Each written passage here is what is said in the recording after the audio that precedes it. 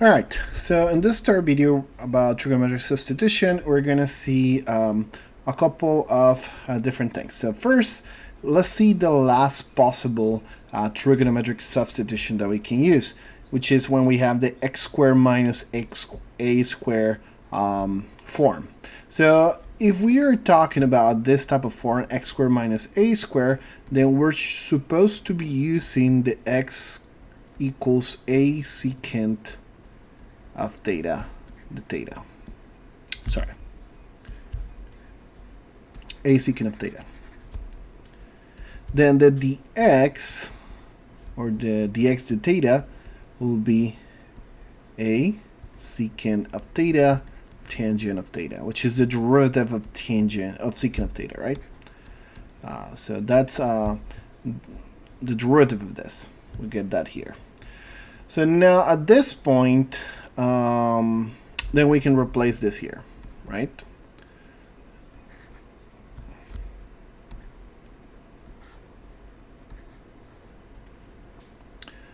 And this is going to be a squared secant square of theta minus a squared.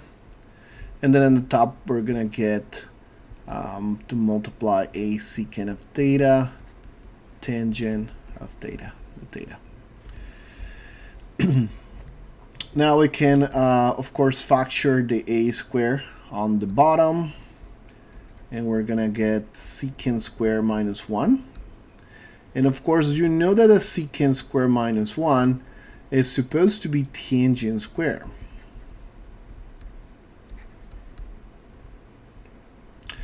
So the next step, of course, is gonna be, well, this a squared is going to become a, and it's going to cancel out with this one. So I'm going to have secant of theta times tangent of theta over secant square minus 1 is tangent square. Square root of that is going to be tangent of theta. And so I get to cancel the tangents, and this is just going to be the integral of secant. This is a classic integral from the substitution from calculus 1.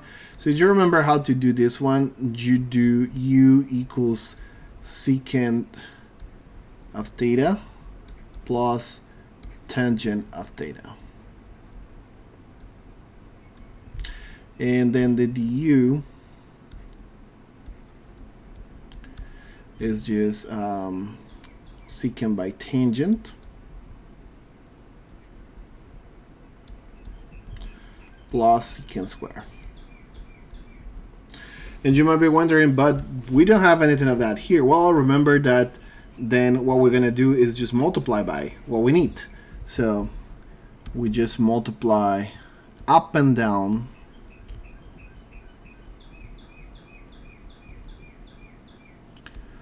by secant of theta plus tangent of theta.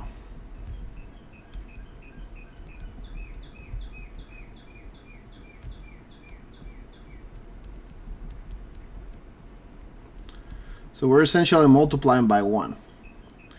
And notice this is secant square, which is this term, and this is secant by tangent over here. So now pretty much we have what we want. This is going to be u, and this transforms into 1 over u du. And so essentially this is just the log of absolute value of secant of theta plus tangent of theta plus e. And then I can get back to what I have from before. Secant of theta is just x over a, right? And using identities, I can find out what tangent of theta is. Remember that tangent is pretty much square root of secant square minus 1. So tangent of theta is just a square root of secant square minus 1. And so that'll mean that tangent of theta will be just x squared over a squared minus 1, or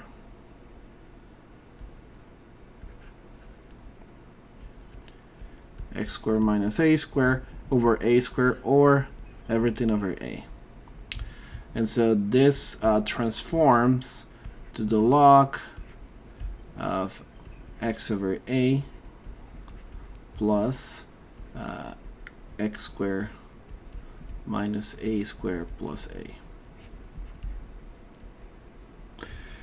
And that is the integral of this. Now, but this is with one of the last possible trigonometric identities that we can use. But there's another type of trigonometric identity or trigonometric substitution that we can use to work with this same integral. And that's going to be the hyperbolic trigonometric functions. Now let's see a brief reminder of what the trigonometric hyperbolic functions are. So first we start with sine hyperbolic of x, which is e to the x minus e to the minus x over 2. The hyperbolic cosine is kind of the same thing, but instead of the minus we're going to have a plus. And we have the relationship that the derivative of sine hyperbolic is the cosine hyperbolic, and the cosine hyperbolic is derivative is the sine hyperbolic. Also, we have that the cosine hyperbolic square minus the sine hyperbolic square is equals to 1. So this is a very different relationship from the usual trigonometric identity. Now, if we're going to deal this integral with hyperbolic functions, then we take the substitution x equals a cosine hyperbolic of theta. Then the x will be a sine hyperbolic of theta d theta, and so this integral becomes 1 over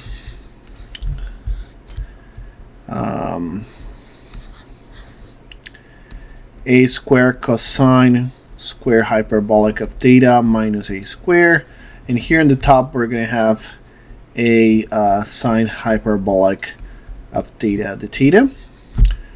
Now, if we simplify this, notice that this is going to be a sine hyperbolic of theta d theta divided by a square, and this is going to be cosine hyperbolic square minus 1. And clearly this is just going to be sine hyperbolic.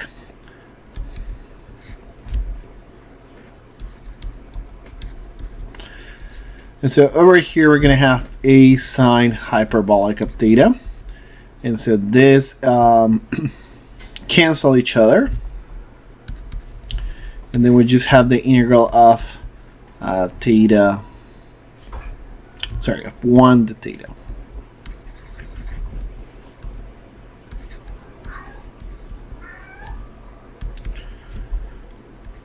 And this is going to be theta plus c.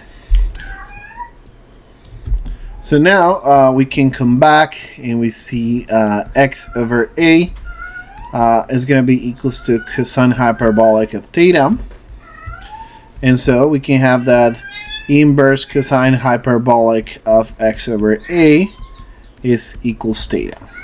And so we can finally have that this integral here is going to be cosine hyperbolic to the minus 1 of x over a plus c.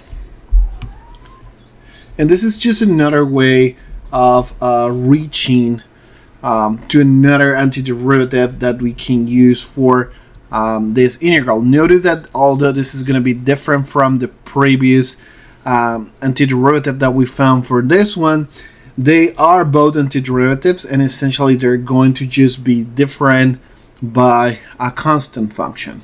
Okay. The procedure to actually show that this is going to be equals to the other solution is quite cumbersome, and we're not going to focus on that right now, but it is something that is feasible. And as you can see, the same integral can give place to two different results depending on the substitution or the paths that you take to get to the solution. Last, we have an example where we have a definite integral. Now, notice that this factor that we have over here is kind of close to what we have in the form x squared plus a squared, but it's not quite there. And so we need to rearrange a little bit the numbers so we can have that. And so we're going to have x squared here. And what we're going to do is we're going to factor out the 9. And so if we factor out the 9, we get x squared plus 4 over 9. And so at this point, now we can see that it's from this shape. And so x is going to be, of course, a tangent of theta. But in this case, that will be 2 over 3 tangent of theta. Therefore, x squared will be 4 over 9 tangent square of theta. And so when we replace that, and we're gonna forget that we have limits here by now. We'll come back to them at some point later, but we're gonna forget that we have them there for now. We're gonna pull out the 1 over 9, and then here we're gonna have 4 over 9 tangent square of theta, and then over here again 4 over 9 tangent square of theta plus 4 over 9. And of course the dx, we're missing the dx. The dx is 2/3 secant square of theta the theta. And we multiply here by the secant square. And we have 2/3 over here. So now this is 1 over 9. And then there's a bunch of things that we can factor and cancel out. Notice that if we factor this 4 over 9 over here, we're going to get tangent square plus 1, which is going to be secant square, by the way. And so secant square is going to be able to be canceled with this tangent square plus 1, because remember, they're essentially the same thing. And I get this 4 over 9, which also is going to get canceled. And so the only surviving thing is going to be this tangent square of theta. Okay? And so notice that was still not really using anything that has to do with the limits. And now we're going to try and see how we can solve this tangent square integral.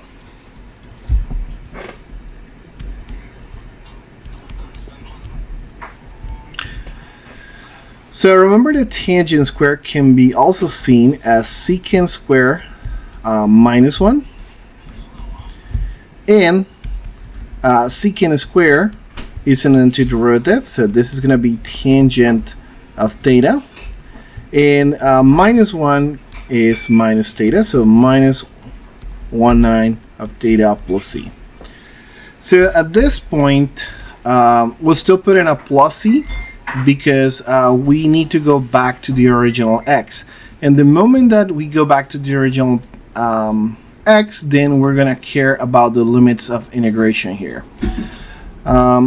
Now, you got to be careful not to forget, though. Now, if we have tangent of theta being equals x, well, we have 3/2 x is equals tangent of theta from here. And so this is 1 over 9 times 3/2 x. That's what this is going to be. And of course, in the same fashion, then we have that arctangent of 3/2 x is going to be theta. Now at this point, then we can worry about the limits of integration, because we came back to the original variable. Then we can plug now between 0 and 3/2, square root of 3/2. And then same thing as you normally will do. This is going to be 1 over 6 And then first we're gonna plug in square root of 3 over 2, and then minus 1 over 9 arctangent of, and this is a 3 square root of 3 over 2, and then minus, and then now we get to plug in 0, so this is a 0, and then we get minus 1 over 9 arctangent of 0, which is gonna give me a 0 back, so I don't really mind about this piece. And overall my result is gonna be given by these numbers over here. So this is square root of 3 over 12 minus whatever is going to be produced from this arctangent of 3 square root of 3 over 2. Okay. And so as you can see, this is overall a very normal antiderivative. We need to be careful to just submit our limits of integration at the very end when we go back to the original variable.